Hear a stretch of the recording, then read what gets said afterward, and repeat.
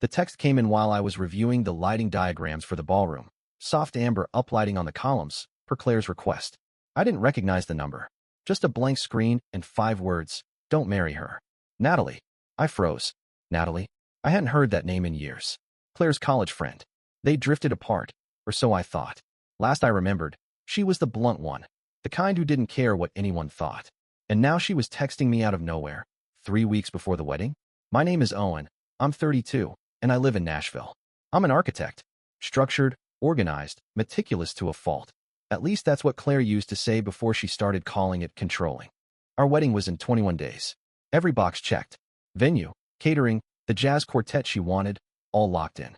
My life was locked in, too. I stared at that message for a full minute before I responded. What's this about? Natalie didn't explain. Just sent a location. The City Sculpture Park near the River Walk. 3 p.m. Today. I didn't tell Claire where I was going. I didn't even make an excuse. I just said I needed to clear my head and walked out. The sky was overcast when I got there. Gray light bouncing off twisted metal statues. Natalie was sitting on a concrete bench in a black hoodie and jeans, hair tied up like she hadn't planned to impress anyone. She stood when she saw me and wasted no time. Thanks for coming, she said. Then she pulled out her phone and tapped the screen. I'm not going to drag this out. Just look. The first image was Claire, wearing a floppy hat and holding a wine glass, laughing. Nothing unusual, just her and some girlfriends at a vineyard. Then the next photo. Claire leaning against a man in a staff polo, his hand on her thigh. Then her hand on his. Then another one, closer, her lips on his neck. I didn't say anything. My stomach turned, but I didn't say anything. There are more, Natalie said quietly. Different angles. Different outfits. It wasn't one night. Where did you get these? I finally asked. I was on that wine tour, Owen, she said. Claire didn't know. I was tagging along with another group. Long story. I recognized her. I saw it happen. And when I found out she was getting married, I had to say something. I just kept flipping through the photos. One of them was in the tasting room. Another near a guest cabin. Claire was barefoot in one, holding a half-empty bottle of Merlot. Same guy every time. Why now? I asked, my voice barely above a whisper. Because I've known her long enough to know she'll never tell you herself, Natalie said. And you're not a bad guy, Owen. You don't deserve to build your life on a lie. That was when it hit me. Not just the betrayal, but the precision of it. The irony. I spent my whole life designing spaces that didn't collapse. And here I was, realizing my entire future was built on a cracked foundation. I didn't cry. I didn't yell. I just nodded, thanked her, and walked away. My phone buzzed on the walk back. A message from Claire. Can you pick up candles for the centerpieces? I turned the screen off. I wasn't going home. Not yet. I didn't go back to the condo that night. Claire was working late at her staging job, probably rearranging furniture in some penthouse downtown, completely unaware that the first domino had already fallen. I let myself in, packed a duffel bag with just enough to get by, clothes, charger, toothbrush, and left the key on the kitchen counter. No note. No confrontation. Just silence. By the time she noticed, I was already checked into a motel across town. One of those places with outdated wallpaper and stiff towels, but clean enough for thinking. I turned my phone off and let the world go dark for a while. The next morning, I turned it back on. 17 missed calls. 8 texts. All from Claire. Claire, hey, are you okay? Claire, Owen? I just got home and your stuff's gone. What's going on? Claire, are you hurt? Please call me. Claire, this isn't funny. Claire, you're being cruel. The tone shifted fast. Worry became panic. Panic became guilt. Guilt became anger. It was like watching someone argue with herself in real time. By noon, she was calling my friends, my mom, even my project manager at the firm. She was making a mess and had no idea I was watching it all from a cracked vinyl armchair, sipping vending machine coffee and waiting to feel something. But all I felt was numb. That night, I picked up her call. Owen, she said immediately. What the hell is going on? I saw the photos, I said. From the wine tour. Silence. Who showed you that? She asked finally, her voice tight. Natalie. Another pause, then a huff. Jesus. Natalie, are you kidding me? She's always hated me. I don't care who she is. I care about what I saw. It wasn't like that, she said quickly. I mean, yeah, I messed up, but I was drunk. Everyone was drinking. It was just dumb flirting. Flirting. I repeated. It didn't go all the way, she insisted. It wasn't some affair. It was a few kisses, okay? I made a mistake. A stupid, one-time mistake. That's not what the photos looked like. They're out of context, she snapped. I can't believe you'd throw our entire life away over some out-of-context pictures. I didn't say anything. Are you really not coming back? She asked, her voice cracking. No, I said. There was a beat of silence. Then she switched gears. You're so cold, Owen. You're always like this, shutting down, acting perfect, judging me for being human. Maybe if you weren't so emotionally constipated, I wouldn't have. I hung up. After that, the messages came faster. Claire swinging between sobbing voicemails and venomous rants. 1 minute begging for a second chance, the next telling me I was heartless. I saved every message. Not out of spite, out of instinct. Something told me this wasn't going to stay private for long. I didn't respond. Not once. It was strange how fast it unraveled. 1 minute, I was a man with a wedding binder and a seating chart spreadsheet. The next, I was a guy eating gas station sandwiches and sleeping under flickering motel lights, wondering how long Claire's voice would echo in my ears before it finally went quiet. But part of me already knew this wasn't the end. It was just the ignition. It was 2 days later when her mother showed up. I was in the break room at the firm, halfway through a stale cinnamon bagel, when I heard my name echo down the hall. I stepped out and saw her before she saw me, Veronica Lambert, Claire's mother, in a cream blazer and heels sharp enough to draw blood.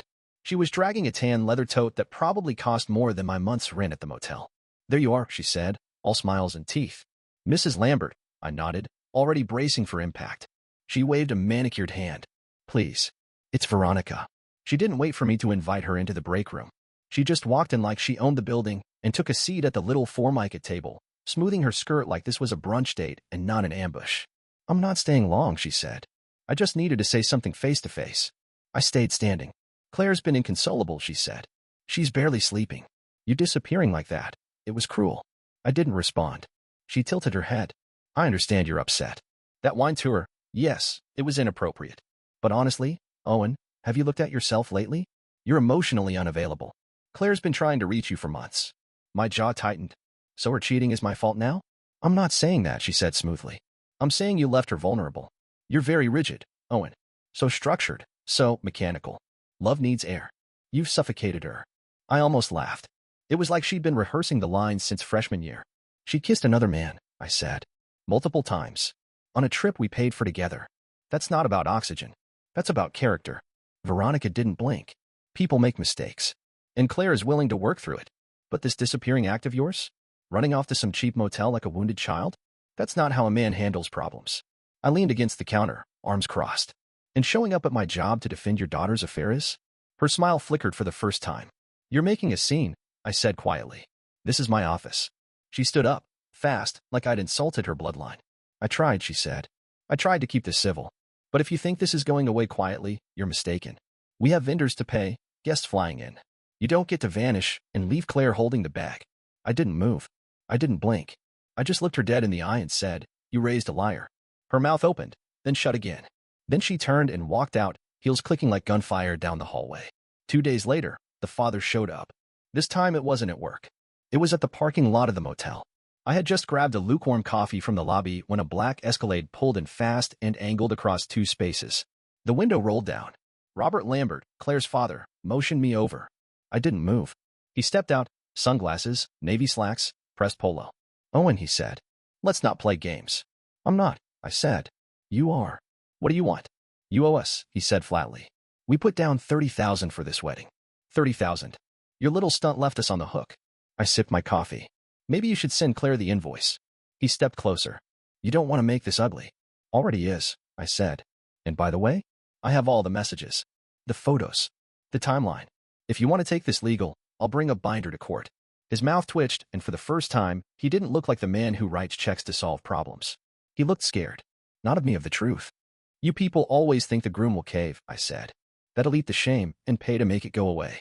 Robert didn't respond. He just got back in his car and slammed the door. They still thought I was bluffing. They didn't understand. I wasn't angry.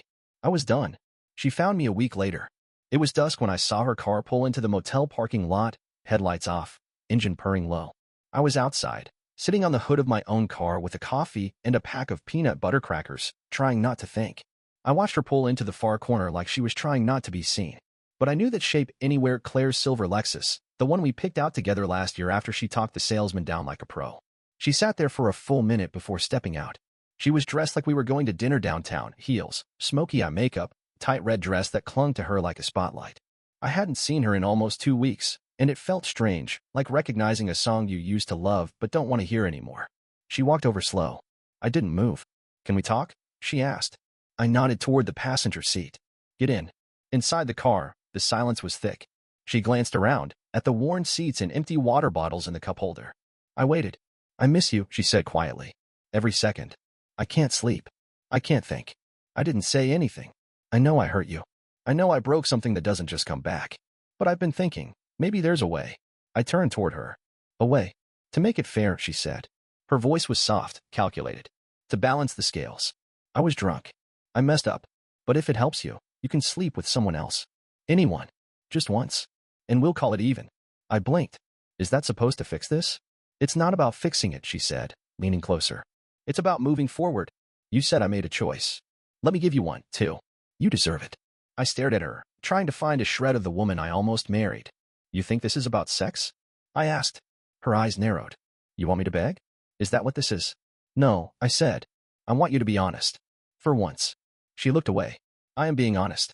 No, I said again, sharper this time. You're trying to negotiate with something that doesn't have a price. My trust. My peace. You can't bargain your way out of this. Her face hardened. So what? You're just going to throw everything away? Over a mistake? You think that's mature? You think that's love? I looked at her carefully. Her eyes were wet, mascara smudging. But there was no remorse. Just fear. Not fear of losing me. Fear of losing control. No, I said calmly. It's not love. It's clarity. She shoved the door open suddenly, storming out, then spun around and slammed it shut again. You're a coward, she screamed. You think this makes you strong? You're weak, Owen. Cold. Always have been. I stepped out and faced her. The wind caught the edge of her dress, and for a second she looked small. Lost. I'm not cold, I said. I just finally see you clearly. She stared at me, mouth trembling like she wanted to speak but couldn't.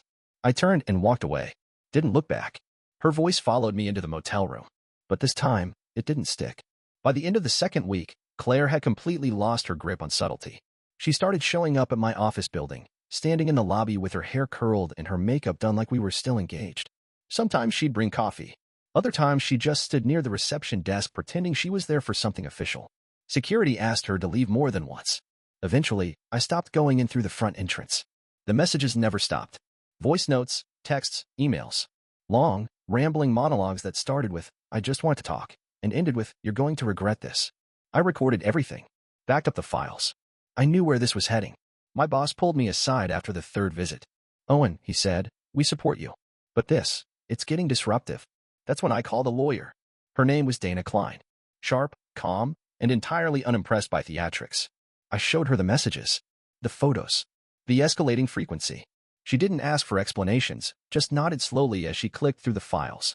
We're filing a no-contact order, she said. And I'm adding an emergency clause. This is stalking behavior. The order went through fast. Served by a uniformed officer outside Claire's condo the following morning. I didn't see it happen, but I imagined the look on her face, shock mixed with insult, the way she always reacted when someone dared to put up a boundary. For 2 days, things were quiet. Then she showed up again. This time not to plead. This time to punish. I was in the lobby of my office, waiting on the elevator, when the doors opened and she stepped out in a fitted blazer and black pumps, holding a thick white envelope. Hey stranger, she said, smiling like it was a joke. You're not supposed to be here, I said immediately. She held up the envelope like a prop. Relax. I'm not here to fight. Claire. She shoved the envelope into my chest. You've been served. The elevator dinged behind me, but I didn't move. I opened it right there in the lobby. Inside, a formal civil complaint. Claire Lambert, plaintiff. Owen Walsh, defendant. Filing for reimbursement of all wedding costs, venue, catering, deposits, non-refundable upgrades. A separate claim for emotional distress and reputational harm. Total, $84,200. I stared at the paper, then back at her. You're suing me? I asked, like I hadn't read it 3 times already. You walked out, she said, all calm now, like she was the one with the moral high ground. You ruined everything. My parents are humiliated. I lost clients. Friends. You cheated, I said flatly. I made a mistake, she snapped. You made a scene. People were starting to watch. A receptionist across the room stood slowly, unsure if she needed to call someone. Claire, you need to leave. I'm well within my rights, she said, raising her voice just enough for the room to hear. You think you're so untouchable? You think just because you're quiet and neat and wear stupid beige sweaters that people don't see what you really are? I didn't answer. I didn't give her the performance she was trying to provoke. She stepped forward again, voice low. You will pay for this. One way or another. Then she turned and walked out. Like she'd won. I looked down at the complaint again. Legal jargon dressed up in bitterness. The whole thing reeked of desperation. But that was fine. She'd finally dragged it into my arena. And I was ready. The courthouse was cooler than I expected. Gray marble floors, metal benches, everything echoing like it was designed for discomfort. Claire wasn't there. Her parents were. I recognized her father's suit immediately, same one he wore when he tried to intimidate me in the motel parking lot. Next to him sat Veronica, in a pale blue blazer and pearls, flipping through a folder like she was prepping for a country club board meeting instead of a civil lawsuit. My lawyer, Dana, leaned over. "No, Claire," she whispered. "Guess she's letting the family do the dirty work," I said. The judge entered, a woman in her 60s with tired eyes and no patience for theatrics. Everyone stood, then sat again. It started faster than I expected. Claire's parents, listed as co-representatives on her behalf, argued that I caused severe financial loss and reputational damage by walking away from a publicly established engagement. They referenced the wedding website, the Instagram posts, the catered brunches, the deposits. They spoke about me like I wasn't in the room. "He left her 3 weeks before the ceremony with no warning," Veronica said, her voice trembling just enough to look convincing. "No explanation. Just vanished. It was cruel." The judge raised an eyebrow. "You're her mother, not her attorney. Let's stick to documented facts." Robert jumped in. "We have receipts, Your Honor. Invoices. Emails confirming the venue, the photographer, the band." He agreed to all of it. He was financially and emotionally committed. Dana stood, calm and unshaken. "And we have evidence that the plaintiff, Claire Lambert, violated that emotional commitment first, in ways that materially changed the relationship." The judge nodded. "Go on." Dana handed over a binder. "Exhibit A through E, Your Honor. Text messages, voicemails, and photographic evidence of infidelity during a wine tour trip 3 weeks before the wedding. Multiple documented interactions between the plaintiff and an employee of the vineyard." She let that sink in. "Exhibit F," Dana continued, "is a timestamped email sent to the defendant by a third party, warning him of the situation. Exhibit G," she held up a plastic bag with a folded item inside, "is a polo shirt left in the plaintiff's suitcase. Initials embroidered. Belongs to the vineyard staff member in question." Veronica made a choking sound. The judge flipped through the document slowly. When she reached the photos, she stopped. Her lips pressed into a line. Her gaze lifted to the plaintiff's table. "And Ms. Lambert chose not to attend today?" she asked flatly. "She was too emotionally distressed," Veronica answered. The judge looked back at the binder. "That's interesting, because she seems emotionally unbothered in these." There were murmurs in the courtroom. Dana sat down, satisfied. The judge closed the folder and sighed. "This isn't a matter of unpaid invoices. This is a case built on ego, on entitlement." The groom didn't walk away. He left because he was misled and betrayed. I see no legal obligation on his part to reimburse anyone for a wedding that imploded due to the bride's actions. She banged the gavel once. "Case dismissed. With prejudice. With prejudice." Meaning they couldn't come after me again. I stood slowly, heart pounding in my chest, but it wasn't fear anymore. It was relief. Like something that had been knotted tight inside me finally unraveled. In the hallway, I passed Robert and Veronica. They were red-faced, whispering angrily, the picture of unraveling dignity. "I told you not to push this," Robert hissed. "You wanted the money back," she snapped. "Now everyone knows." Everyone saw. They didn't even notice me walk past. And I didn't say a word. I didn't have to. Their perfect facade had cracked. All I had to do was watch it fall. Natalie was waiting for me outside the courthouse. She leaned against a rust-red Corolla, arms crossed, sunglasses on despite the cloudy sky.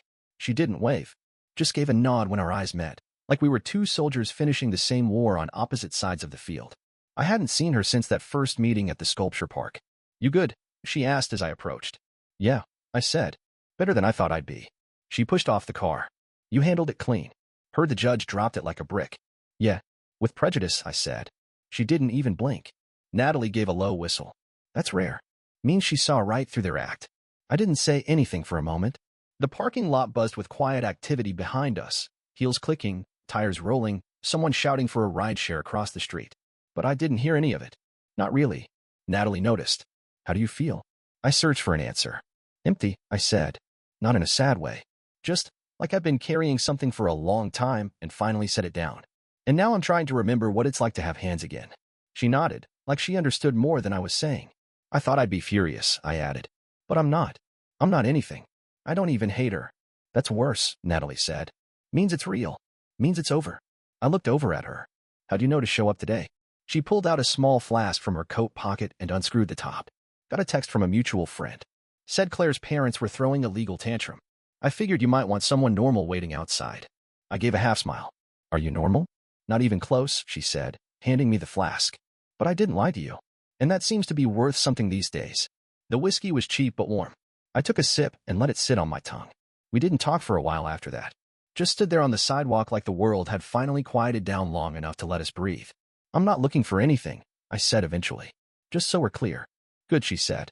Me neither. I've had enough of complicated for one lifetime. We stood like that for another 10 minutes, no rush, no expectations. When I finally turned to leave, Natalie spoke again. You ever want to get off the grid for a while, she said. I've got a cabin up near Asheville. No cell service. No drama. I nodded.